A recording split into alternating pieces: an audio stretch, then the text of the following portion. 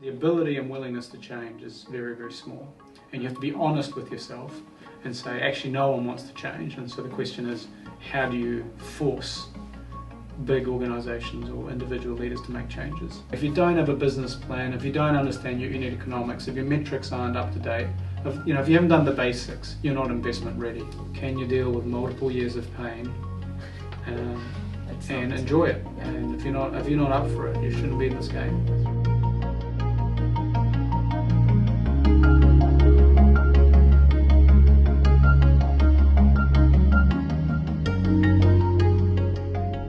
So you are a founder, you want to find an investor, or you are a founder, you want to market your small startup in globally, or you are a founder, or you are an upcoming investor who wanted to be start a VC, or you want to be an angel investor, or you want to be someone who looking into experienced investors to get advice. So today we have really experienced investor in New Zealand ecosystem. He's been helping. He's not just an investor. He's been helping the New Zealand ecosystem, startup ecosystem, for the past 10-15 years. Serge Van Dam, and he's an experienced high-tech company founder. He's a technology entrepreneur, director, as well as angel investor. So he loves globally minded Kiwi software companies, and under his belt is currently more than 13 companies. If I'm right, he got CocoGo, which is a data company for banking and payment processes, as well as there's another one it's called Landlord Studio, which is property management app for landlords in the US and UK. It's not only the Kiwi companies. So he got heaps of companies under his belt. Not only that, he's been awarded Angel Association New Zealand Archangel Award, which is the highest honor in New Zealand angel investment firm. And he's also dedicated his time to New Zealand tech ecosystem as a Beachheads Advisor for New Zealand Trader Enterprise, and convening with the various industry forums, Kiss My SaaS, and different New Zealand government agencies as well. Well, welcome to the channel, Serge. Thank you for having me, Jay. When we talk about a little bit about how did you start your journey, way beginning with Maverick. Yeah, Maverick. So I went to university, studied organisational psych, and started out my career as a HR consultant during the dotcom boom. And so me and a couple of colleagues thought the internet was pretty exciting, and I joined up with a friend of mine, Gabriel, and we tried to set up a national pharmaceutical and online medical record company in 1999, because we thought pharmaceutical records and medical records were going to be digitised. We were probably 25 years too early, we're 23 trying to convince the New Zealand government to put all of its medical records online and do things with big data, even though it wasn't called that then. Anyway, that was a dismal failure. We were too young and stupid, and I figured I needed some corporate life, and so that was Maverick, was the digital health, online health tech company that we tried to set up and failed at, and then spent a couple of years in corporate life, and then I joined some friends of mine in a company called which more or less invented mobile banking and payments. Yeah. So Maverick became fairly startup, but what did you learn from that startup? Did you learn anything? If you're going to do it again, the same thing. If you want to start again, the same thing again. If you go back again, like after years of experience, what did you do different? Yeah, great question. So I think the first thing is how important timing is. Right. We were 20-something years too early. Like, it doesn't really matter how good your product is, how well funded you are. If the timing is wrong, it's just wrong. It's not going to happen. I'm not the first person to observe that. That's a commonly understood thing. I think the second is how stuck big organisations are. They are simply, in general, unable to make change, even if it makes sense. And then that's particularly so for government agencies who essentially have a monopoly on what they do. So the New Zealand government, or the DHB here in Wellington, has a monopoly in providing healthcare services. Has it got any incentive to provide better service? No, it doesn't. And so it's the ability and willingness to change is very, very small. And you have to be honest with yourself and say, actually, no one wants to change. And so the question is, how do you force big organisations or individual leaders to make changes? And most companies and most founders don't really think about that. Yeah. So about the MCOM, so you start after marriage, you go into MCOM and you start with the 4 people in the beginning, if I'm right, if my facts are right.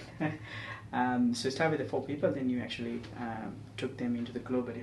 What was the strategy? And then you start with a really small startup in New Zealand, but then you went globally, North America, UK, US, and just before you selling to the other company, how did you actually grow your company?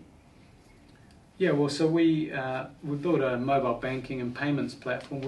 All we knew was that mobile was going to be big when it came to financial services. We weren't sure exactly what shape it was going to take.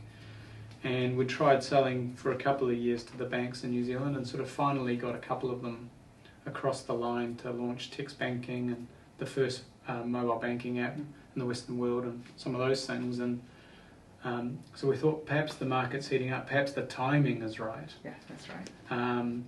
And we did a deal with ANZ in Australia, and then the iPhone came out. And the iPhone was really a massive catalyst. Everyone could see what the future looked like. Well, any visionary inside a bank could see that mobile banking was going to be a thing, and that was kind of the catalyst to really go big and enter the US market. And sure enough, it started moving very quickly after that. And we were fortunate that we had experience, because most of our competitors had only just jumped on the idea. We'd done this for a few years already.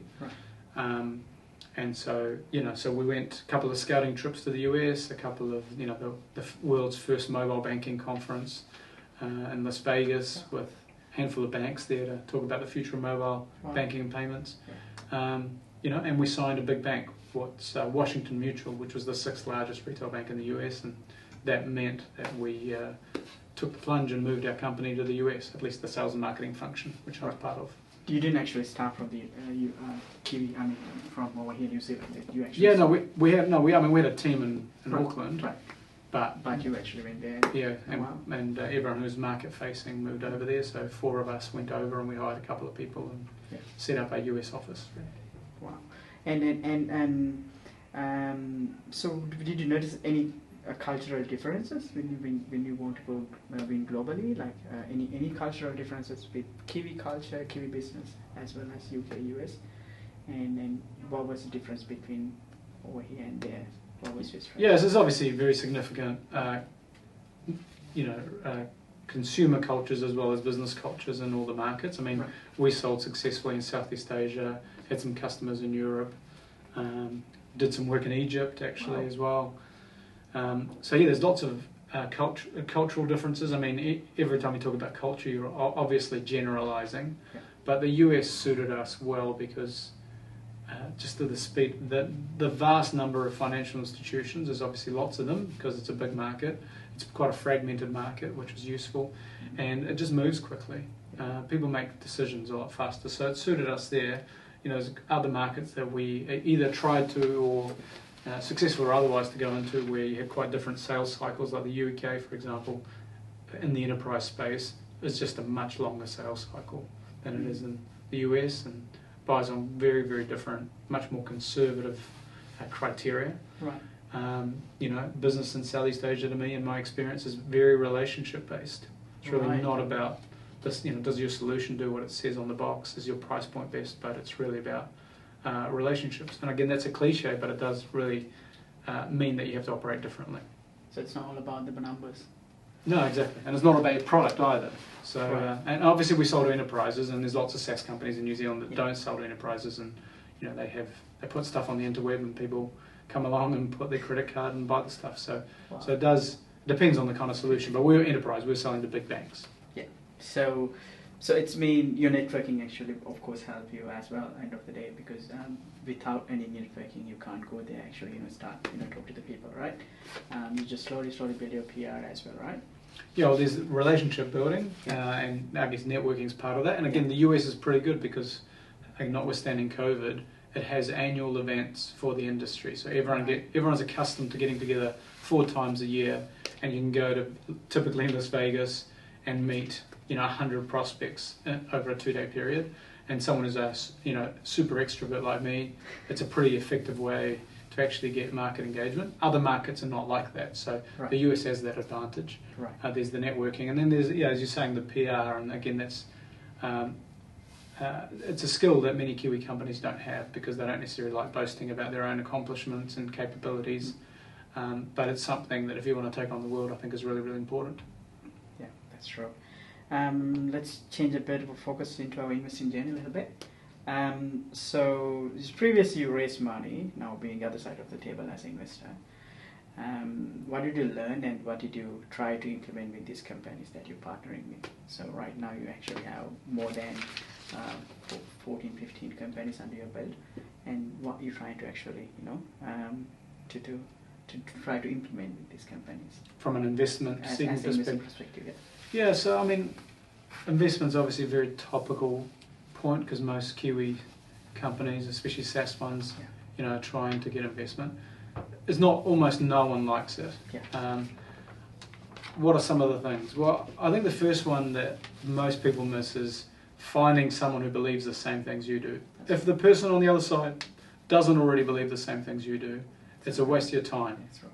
And I see it all the time where people keep pitching and pitching some more. And like if the person doesn't already believe things about the world that you do, then what's the point? At MCOM, our fundamental belief was consumers were going to want to do more and more things on their phone, including secure transactions. Right? If we'd had sought investment, if the person on the other side wasn't sure about that, it's a waste of time. Right? You just can't. So conviction's really, really important. Yeah. The other is qualification, which relates. Ask hard questions. You're entitled to ask the person on the other side, when were the last 3 times you've invested in a company like ours? What were the multipliers you paid? What special terms did you put in the contract? Right? Qualify the party. A lot of the time you'll find they haven't done transactions like the one you've got in mind.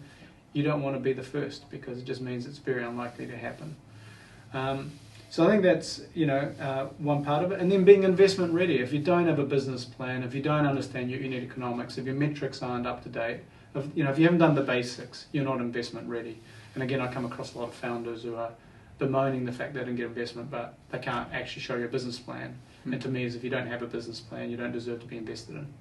That's true. That's really good. Yeah, you need to have numbers too when it's come to investors. You tell them numbers.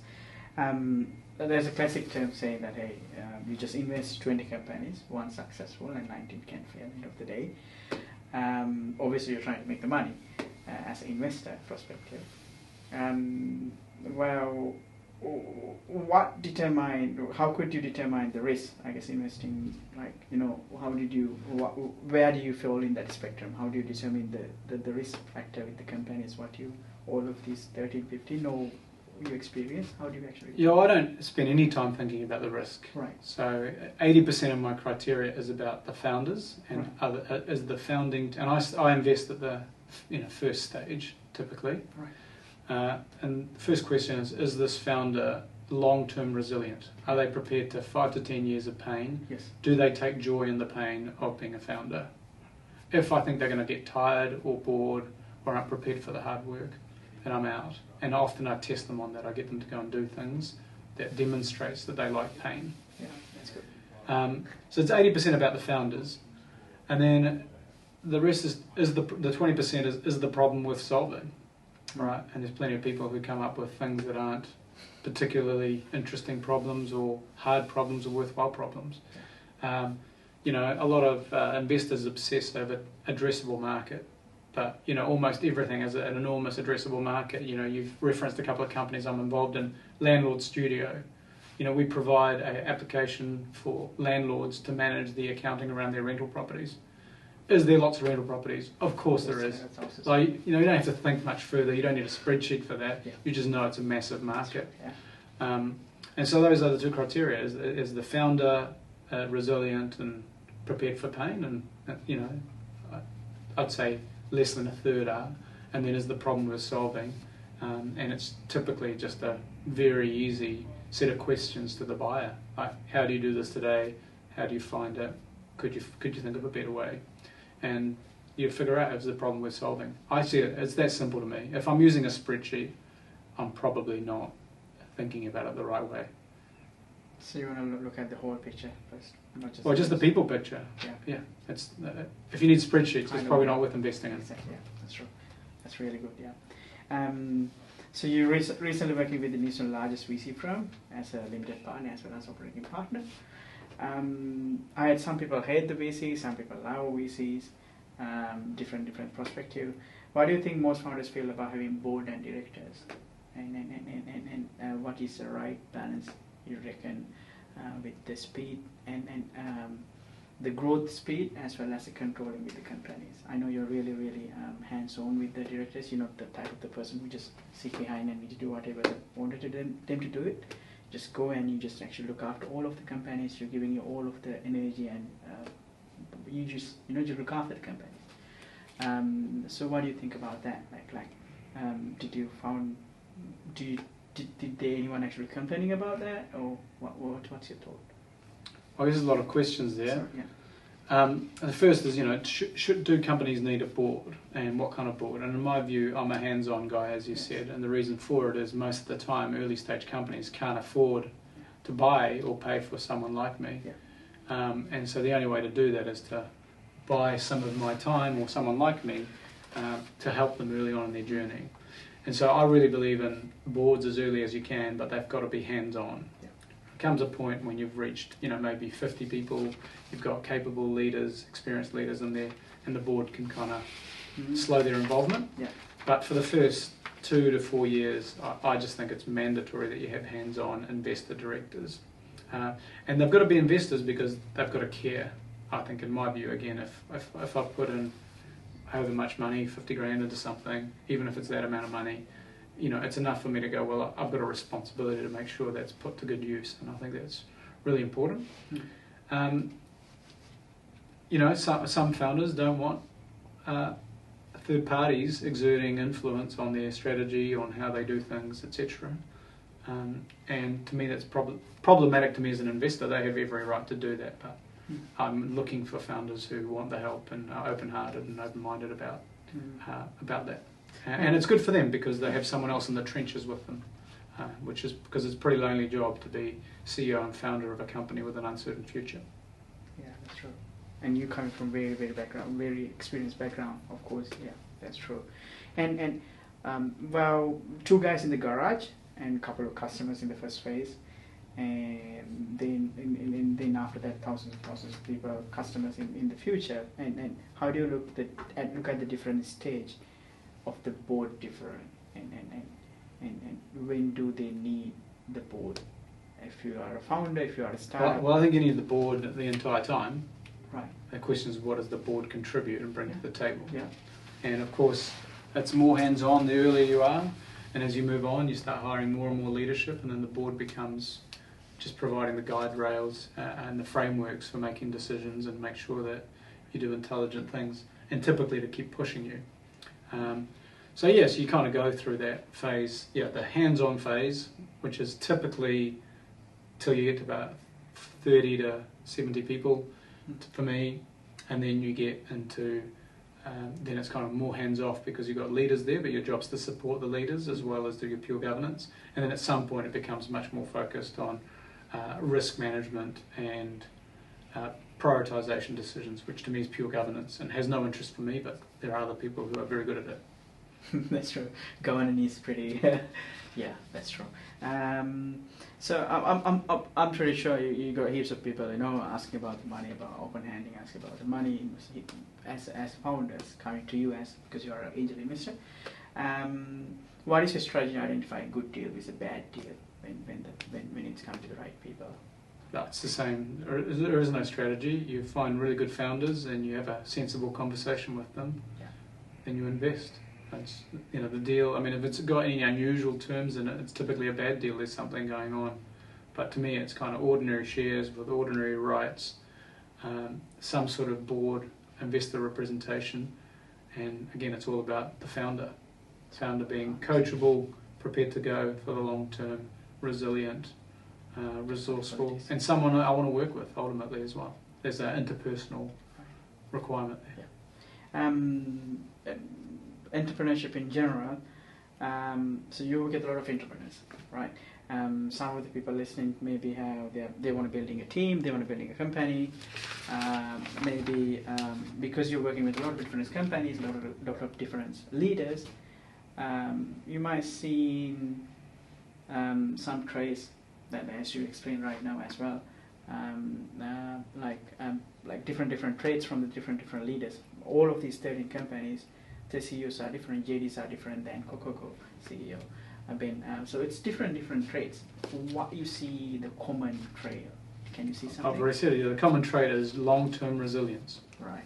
Can you deal with multiple years of pain and enjoy it? Yeah. And if you're not up for it, you shouldn't be in this game. That's true. That's my view, and it's not a popular view, but that's what I think.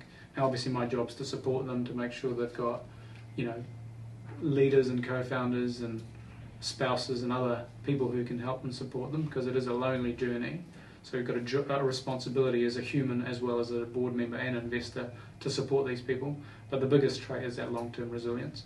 And then, not surprisingly, just raw intellect. This stuff is hard. If it wasn't hard, other people would have solved it. And so, raw intellect is pretty important. Yeah. And then for me personally, I've got to like the person. I'm going to be in the trenches for 5-7 years. Yes, so exactly. If it's not someone I want to go and be in the trenches with, or go on a long flight to San Francisco with, then it's probably not for me. That's true. So it is pretty personal. Yeah, you need to be the right people, right timing. Now with the current, you go with other angel investors, other people as well as. What do you think about the COVID-19? Do you change your investment strategy or anything with the COVID? Or are you still stick with the same basic? No, I think COVID, as everyone knows, COVID's been an accelerant in terms of digital adoption. Yeah. It's obviously made travelling more difficult, so meeting customers and partners and all of that's been made harder. Yeah. But in terms of the general strategy, which for me is about white-collar automation, so B2B SaaS is productivity for white-collar work, all of that is accelerating, and the adoption of cloud tools and all of those things are just going faster than ever. So, no, my fundamental thesis remains the same. That's true. Let's talk about a little bit of ecosystem. You're helping New Zealand startup ecosystem pretty widely. You have operating partner for MOAC, you Beachheads for NZTE, as well as Kiss My SaaS from the other the peer-to-peer events for the New Zealand SaaS event as well. The reason behind it, how do you actually helping the people, and just talk about a little bit of ecosystem as well, please. Yeah, well, there's a few challenges in the ecosystem. One is that founders and CEOs are on their own quite a lot, and there's no natural point of contact with their peers. So there's kind of solving some of that founder loneliness, I guess I'll call it. That's one thing. The second is most of the market doesn't even know these companies exist. We're sitting here at Montu, which is an actuarial automation software company.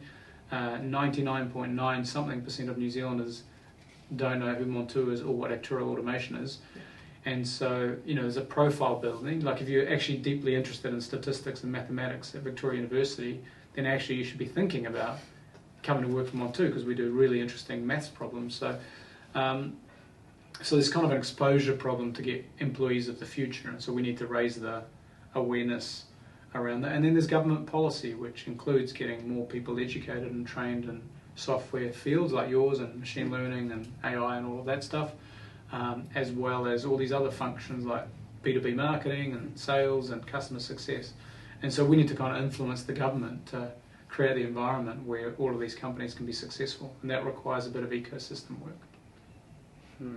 That's good. Final question. This question called Three Truth. So imagine you accomplish every dreams you imagine.